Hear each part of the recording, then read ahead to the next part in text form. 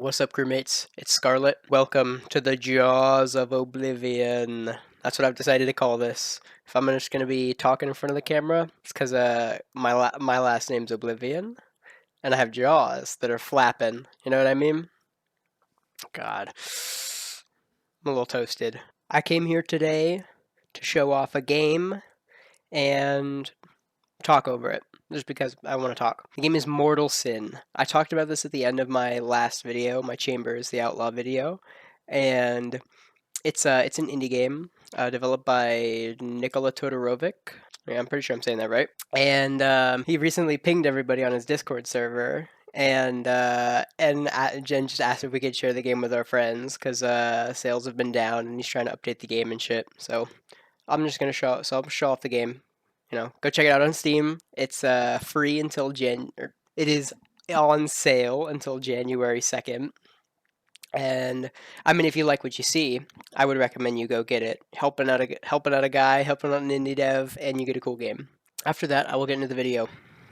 And I first want to talk about after I'm done uploading this. I think I'm going to take down my PC. So I'm not going to be able to. I'm not going to be uploading anything else for a little bit. I say a little bit. 3 months. That feels like a while. That's longer than I've been uploading, I think. But I got to pack tomorrow. My friend's coming over to pick up my stuff, and we're going to take it to a storage unit. And then in 3 months, I will have a place to live with a friend. But until then, I'm not really going to have access to my PC unless I can get access to a room, which doesn't seem like it's very feasible right now. I'd say April at the latest. April at the latest is when I'll upload unless something else happens. Then expect more uploads in April if you care. I wrote shit down on my phone that I wanted to talk about. I'll have a more concise topic list this episode than normal because I actually thought about the things that I wanted to talk about before I started recording. Let's see. Okay. I was looking through Reddit the other day. Specifically, I was on the male to female subreddit, and I saw somebody post a question. It was like, "Would you press the button?" And in this in this instance, it's just a button that changes your sex, right? Like your body. And they had presented it in a framing that was like, because it's a male to female subreddit, of course, it's like changing from a male sex to female sex. And I'm pretty sure that entails having like a pussy and boobs. So, and like being basically everything that comes with being assigned female at birth, right? And my first thought was like, they'd also mentioned like a money aspect of like, would you do it for any amount of money? Which I think the author said that like they completely ignored the money aspect in the question, that like it didn't matter to them, they would just press the button regardless. And when I saw it, I was like, first of all, I thought that the idea of the money aspect is uninteresting. I feel like it's less interesting about whether or not you would take this choice if you are like compelled to. Like if you have to be compelled to do it, then it doesn't feel like you would really take that option. And then I wanted to expand upon it. I wanted to ask the question of, if you could like go into a video game type character creator, like just choose how you look, choose what you have, everything like that, like would you do it? I'm talking like fucking Dark Souls 3, Rosaria's fingers, um body change and shit. Pondering this question, I feel as though most people would say no. Maybe I'll be proven wrong, but I certainly would not, and that's because I believe that the random aspects of how I look, how I was born, the situation I was born in, like really shapes my character and is one of the and is I guess, are many of the things that make me unique is like my past, the past actions, and how they affect my present self. Because nobody else went through the exact same things I did, no matter how relatively similar they are to me, no matter how relatively similar their life is. They will never have had my human experience. They would never have had my like DNA makeup bullshit, you know? The things that are like completely random like this, like the things that you didn't choose to happen, are something that I am like so maybe not neutral on. I think that like your genetic makeup and how you look and shit like that is stuff that it kind of is what it is. I think that being able to have like a character, like character sliders and options of like create your perfect body, create your perfect whatever, like your perfect nose, your perfect ears, and everything. I feel like that would just lead to like uninteresting character design in terms of people. Like I think that it's so much more interesting that we're all different and that we all didn't choose this. Like it is it's just such an interesting idea because I typically love autonomy and choice, being able to choose what I do. But when it comes to my random features and my body, I'm just kind of like whatever about it, and if anything, I like it. If anything, I'm like very like I love my body, and like, but it is something that I didn't choose. Like my dead name was chosen for me, and I fucking hate my dead name. Now that I've chosen my name, I love my name. Like for the reason that I love the name Scarlet, and I think it fits me really well. And the fact that I chose it means a lot. But I think it's different. I think it's different when it feels like someone else is choosing something or making decisions for you, as opposed to like something that feels completely random.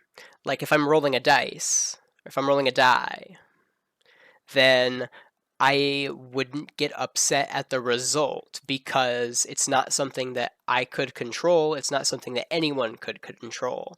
Outside of like I'm pretty sure you could do calculations to figure out exactly how a die is going to land, but I don't think it's like possible to do that without like just measuring a bunch of bullshit. So to our perception, a die roll is completely random. A coin flip is completely random. That's what it feels like. It feels like I got the coin flip of assigned male at birth. I got the die roll of like my facial features. Like it's just something that I could not have impacted outside of like, and this is the thing. This is where my like character slider, would I change my sex question gets or my answer gets a little like fuzzy for me because I'm taking HRT and HRT is like changing my body. You know, I'm growing. My chest is growing a lot. My fat distribution is different than it was before. My face is feminized a lot. My hair is like I mean, I I saw some transphobe make fun of my hairline in one of my videos. Hey, that shit is no longer receding because estrogen is crazy. But like my hair is a lot thinner and a lot less noticeable, despite it already being not very noticeable. It feels like the random nature of the hormones and what they do, and that it's my body making the changes, and something that like I can't control how big my chest is going to get. I can't control like what's going to happen outside of just taking estrogen, taking T blockers, and like waiting for my body to change. Whereas like surgeries or a magic or magic that changes your gender, that changes your sex, is is like is not the same. And also the gender aspect of the question. because changing your sex doesn't mean you change your gender, right?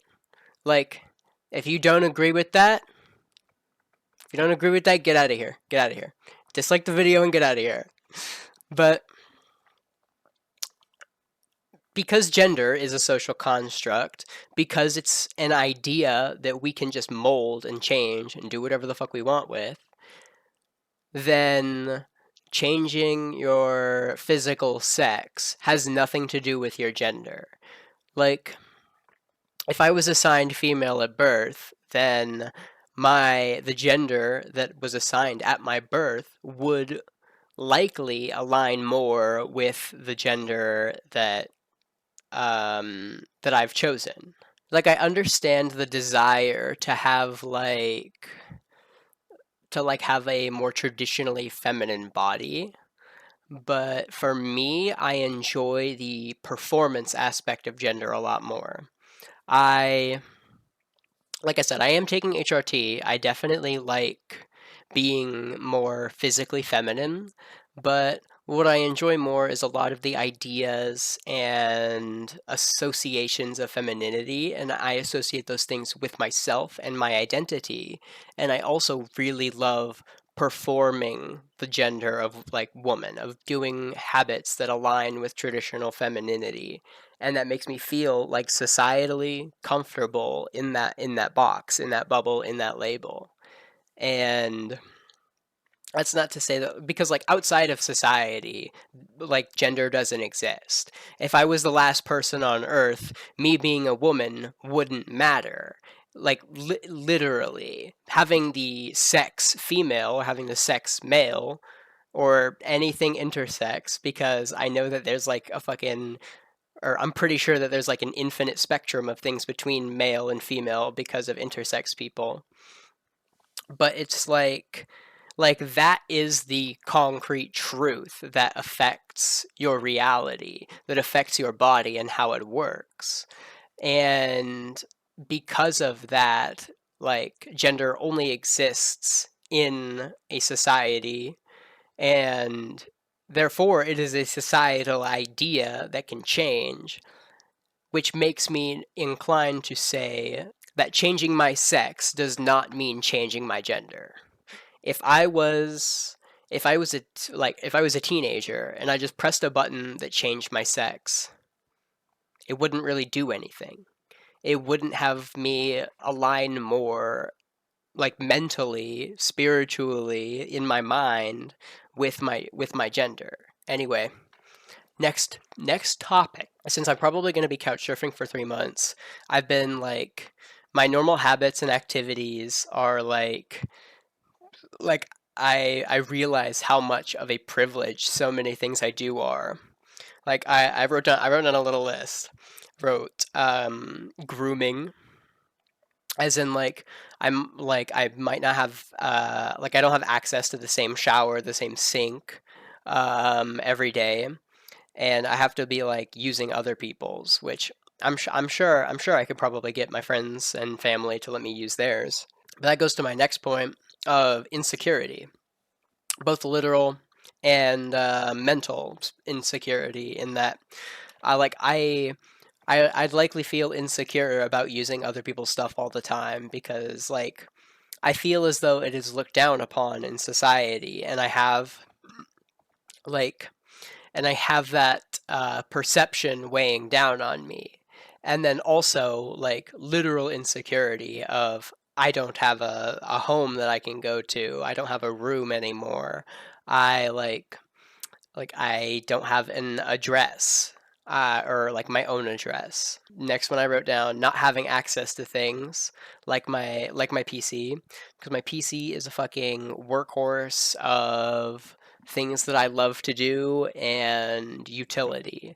In that, like, I feel like I have so many more opportunities for things just because of my PC, because I have this like powerful machine that can do things. Like I like just like I feel like this is pretty basic. Just being able to like run and use an editing software is like opens up probably a significant amount of opportunities for me. Like if it's just making projects or if it would be a more like a career or a job, which is like this is similar to the last thing that I was saying, but having access to only a small bit of things. Like I've got a suitcase and I'm going to be probably dragging around a backpack as well. And like I can only fit so much in there. Like it's gonna be hard to like bring all the books that I'd want to read alongside my clothes, alongside like my DS or my Switch, alongside like my hats if I'm gonna even bring them, alongside like my razor, my toothbrush, just shit I need to use every day. And then like also related to the last one, like the idea that I'm going to have to be putting like my goals and hobbies and shit on halt. Like if I if I decide that I wanted to go into some kind of like technical field like coding, then I can't really do too much, or at least I'd have to go to the library, use one of their shitty computers. Like like skating, I'll either have to lug my skateboard around alongside a suitcase and a backpack, or I will just put it in storage and not skate for months. And then editing and making YouTube videos and playing video games, and I mean, I don't know, not being able to go lay down on my bed at the end of the day and watch YouTube videos in my room. Like I'd have to be doing that on my phone or something, which it doesn't like I still get to do it, which is like that's good. I still have that privilege, but it's like I think my initial point, my statement was that I like these are things that I don't know if I've necessarily taken for granted, but just something that I never like really appreciated because I've never had them taken away from me before. Because I've never, since I got my PC, the only times I haven't been able to use it were when it broke and I ordered a new part, and in between moving or whenever the like internet or power goes out. But now I like literally physically don't have a place to put it and use it for probably 3 months. And then my guitar is like I might be able to find like someone's place that I can keep it at, but like I don't know. Like I need to get like a guitar bag, I think. But even then, it's like if I want to take my guitar somewhere, am I gonna be walking around my guitar, my amp, and like my suitcase or my backpack? It's like I mean, I think the guitar is probably gonna like I'll probably be able to bring it with me. Like I can probably just stash it somewhere. It is such a headache of like, can I do this? Can I do that? Can I do this? Can I do that? And I just wish that I like had a bigger safety net, because I wasn't even working very much because it's been getting into slow season recently. It's a bit I mean it was just a slow year, I suppose, so I haven't had a ton of hours, but I haven't needed a ton of hours because I could get through in my cozy place with my friends, and like with how little I was working. And then I learned to manage my money better over time and start saving. And I didn't have an like I probably had opportunities to build a safety net. Like if I wanted to halt, maybe not halt, but really slow down my progress on like doing YouTube or like my hobbies like reading, playing video games, um, playing guitar, skating, um, like I probably could have gotten another job and gotten extra money to save, but I didn't want to. I was fine getting by because I thought I was secure, but I was not. I was not secure. And then I got a 30-day notice to leave. So it's rough. But I feel like now that I know that like my roommates had been thinking like I'm so upset that they didn't like tell me anything or make it indicative that they wanted me to move out, that they were like done with having roommates and they're ready and they're trying to like settle down and shit. I wish they would have just told me so that I could have like figured this shit out sooner instead of having it all thrown on me at once. Like, how am I who like doesn't make a lot of money? Like, how am I supposed to find a place in a month? Like, I'm lucky that my friend had a spot opened up because that means I have a place that is safe, that is secure, and that is with somebody that is with one of my friends, that is with somebody I really care about, and I would love living with. But I don't know what I was saying. I'm just complaining about shit right now. Okay, but I do want to say, I am so much more privileged right now than so many people is the craziest thing.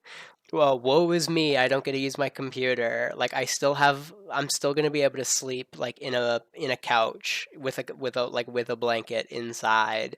I'm still gonna like have a phone and like have a job even. But there's so many people who don't have those privileges. Like who don't have like a phone, who don't have a place they can charge it, who like don't have a place that they can groom themselves. And it's like once again, woe is me, I can't use my PC. Like I feel so bad about it, but it could be so much worse. And then I feel like the light at the end of the tunnel is going to be so bright.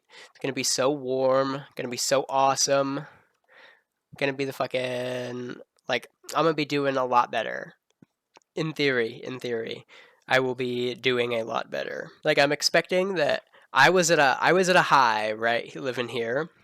And now that I'm leaving, I'm at a low, and I'm gonna be at a low for a little bit, and then I'm gonna be even higher than I was living here. That's my idea. That's my idea. Okay, okay. I have a little story to tell. I have a little story to tell, right? So I was at my friend's birthday party. Last Monday, and my friend told me that I experienced a microaggression, and I thought that was so fucking funny. I thought that was so fucking funny, right?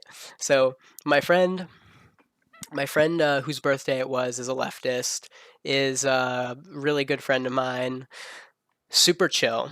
Like they'd misgendered me when we were playing some Magic, but it's just like they corrected themselves. Like they understood. They knew. Like I mean, if they wouldn't, I would. And so like they're cis, but they're chill. Most of the people there were in the same boat. Like leftists, people I know, people who are chill, who are going to respect me like that. And they were. Everybody was chill and everybody was respectful. But there was one person who I was talking to who, despite being respectful and being chill, my friend said that they might have that this was when I told them the story, they were like, I think you experienced a microaggression. But so I was talking to them, right? They said that when they were younger, they had thought they were trans, right?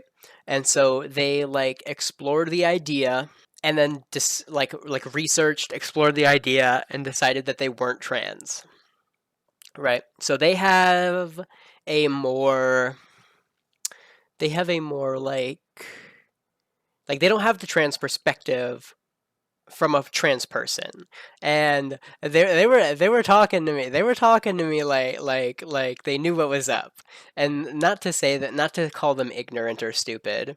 Um, like I just think that they didn't have the experience of being trans, and they were trying to like and they kind of thought they did because of the research that they did and the experience that they'd had, but they were cis, and so they didn't get it like I do. And so we were talking about like tattoos, and we were talking about like getting a tattoo on your chest. And like I said earlier, my chest is growing. that shit is sensitive. And and I had mentioned like no shot I would get a tattoo on my chest because I'm on estrogen, that shit's growing, and like that shit would hurt. So, and then later on, when we were done talking about tattoos, this person had like sat down across from me and was talking to me, and was like, "You mentioned earlier that you're on estrogen. Are you gonna transition fully?" And when I heard this, I was just like, I was like alarm, like low key alarm bells are going off. I was like, because I was at Planned Parenthood a couple months ago, and I had been asked the same question at Planned Parenthood, but in a medical context, it's very different. When a doctor asks me, "Do you want to fully transition?" My first response was yes, and then I thought about it for a sec, and I was like, wait, what does that mean? Because I know that they got definitions for shit. And my doctor had told me that fully transition means getting my hormones to that of a cis woman's, right? No surgeries, no nothing, um, just hormone levels. And so this person who I was talking to had asked me if I was going to fully transition, and that's why the alarm bells went off because I was like, "You're not a doctor. You don't know what fully transition means in like at least I could tell that our ideas of what that means were different." So I had asked them, "What do you mean? What do you mean fully transition?" And the first thing they list off is like surgeries. And they were like like top surgery, bottom surgery. And I was just like like I roll my eyes like person asking me if I'm getting top and bottom surgery. But I really dislike in retrospect how they'd implied that by fully transition, like to fully transition, you need to get surgeries, which I think is an incredibly flawed idea. Like earlier, I was talking about gender. Changing your sex doesn't change your gender. I'm transgender. You know, I'm not trans. I'm not trans. I'm not trans sex. But anyway, they'd asked me that, and I was like, and I don't mind talking about it. I really like talking about it as a matter of fact. But it's just like when somebody who is like cis and like in a straight relationship, it just feels a little strange. It just feels a little strange. Like when I talk about this shit with my trans friends, it's a little different in my opinion. But like the fully transition equals getting top and bottom surgery, I think is what mostly gives me the ick about that. And then later on, we were talking about trans bullshit. And later on, they'd told me, like just straight up, they were like, you're one of the nicest trans people I've ever met, or one of the nicest trans girls I've ever met, something like that. And I didn't even think anything of her statement and what the implications of that meant. But I was just like, my first thought was, you've had negative experiences with trans people. That does not reflect upon all of us. I'm not like, like that is what my friend said was a microaggression, because what that's implying is that other trans people are mean. Other trans people are not nice. I am an exception to the rule. I am an exception to what you believe. And it could just be that she doesn't think about her language as much as I do, but it's like, those are the words you said, and that is what that means. That's a little rough. That's a little rough. Like, imagine, like, I mean, I make fun of straight people all the time, but I think it is ridiculous to make fun of, like, a majority group like that. Like, if I say like straight people are mean, it is a ridiculous statement just on the fact that straight people are like not a homogeneously mean people. Everybody knows that. But when it comes in the context of a marginalized group, because there's so few of us, that experience is like more normalized of like doing a sweeping generalization. And it's just like blah, blah, icky. But I had so much fun. I had so much fun at that birthday party. I thought that was just like the funniest thing about it, because outside of that, I was just eating some yummy food and playing Magic with my friends. And so when I went home, like I had such a good time. And I wanna say, these are all friends that I've met within the last year. People who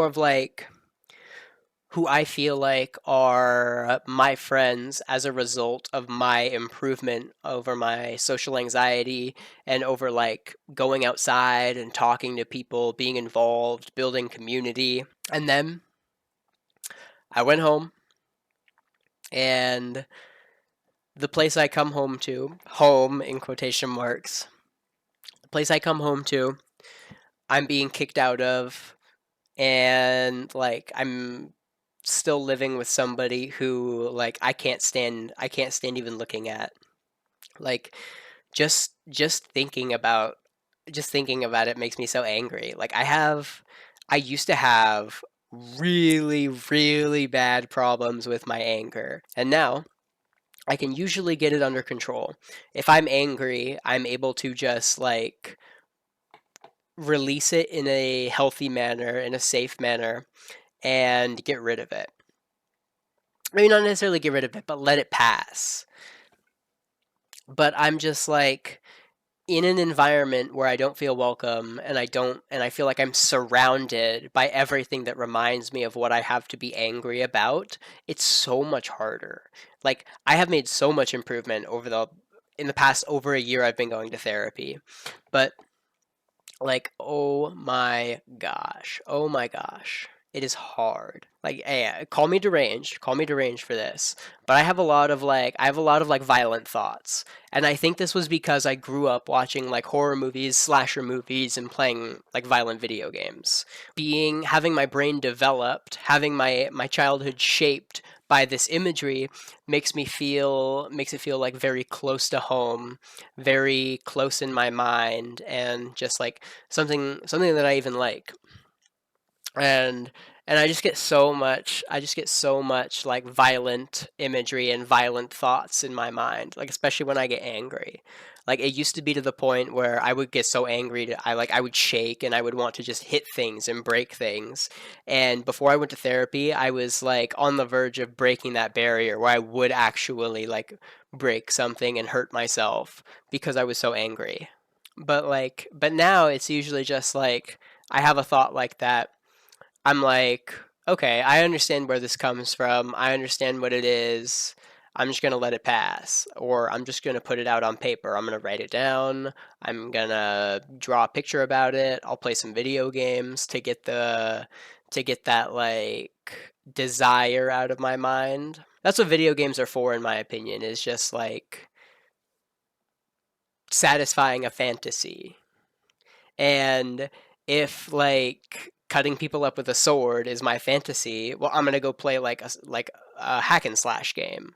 I'll go play like Mortal Sin, or fucking Nier Automata.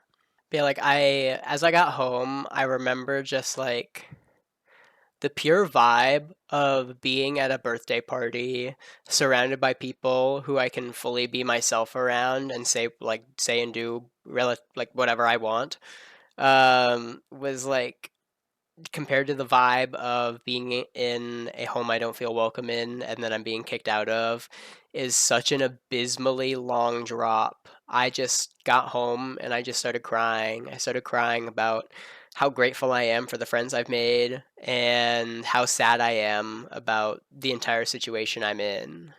And just wishing that the birthday party would have never ended, that I could stay there forever, stay in that feeling, in that state forever. Which is really sad, which is really sad in my opinion, because it's just like it feels like I put it in that perspective, it makes me understand like how shitty I feel, because sometimes I have a really hard time like being able to recognize like how bad or how good I feel. I have ADHD, but I'm pretty sure I have autism. I don't know I don't know how much, but I'm I think it's noticeable from my own perspective. I'm like, oh, interesting. That is something that I've heard is associated with autism, like, and just behaviors that aren't necessarily abnormal, but are like not stuff I've seen from other people. Like my interactions I have with other people makes me feel like I am neurodivergent. The way that they talk compared to how I talk makes me feel like I'm neurodivergent, and like it's more than just ADHD. Anyway, this is getting about as long as my Mortal Sin gameplay, so I'm gonna stop it here. I will say, if you've gotten this far, on both of my last videos, I've had my trans flag in the background in the thumbnail, and both of them have been disliked into oblivion. Like my first one has 9 likes, 9 dislikes, and then the second one has like 4 likes, 10 dislikes, or something like that. Which, like, I can see that the average watch time is like a minute or like even seconds sometimes. So I understand that people aren't watching my video. And when they're leaving comments like that, I sure as hell know they're not listening to my video, because they're not going to listen to a trans person. Like, they're being transphobic. I was just mentioning dislikes. I forgot to mention even the comments. Like, holy shit, there have been so many transphobic comments. Like compared to I'm just uploading like some silly gaming videos that nobody's watching, to I put my face next to a trans flag in my thumbnail, and then my first one got 300 views, got like several transphobic hate comments. I think it was like 5, got dislike bombed, and then the same thing happened on my second one. It is the second most viewed video on my channel, alongside the second most disliked. And like, I think I got two transphobic comments on that one so far, but it still has a third of the views of the first one. But so anyway, my point is that, see, no trans flag. There's no trans flag up there. So I wonder what's going to happen. I wonder if this video is going to perform not as well, get less views, because there is less people clicking on it to dislike it and to leave a hate comment, and because, and I wonder if it'll attract less trans people. But my profile picture has a trans flag in it, which doesn't seem to attract the same kind of hateful crowd. And I don't know why. I think they're just stupid and just see that it's easy, that my face is like right here. Like, oh, look, you can point and laugh at this person because you're going to otherize her. Shit like that. And so we'll see. I'm genuinely interested to see what happens, but I will I will talk to y'all later. It might be a while, but I will come back. I will talk to y'all later. Peace.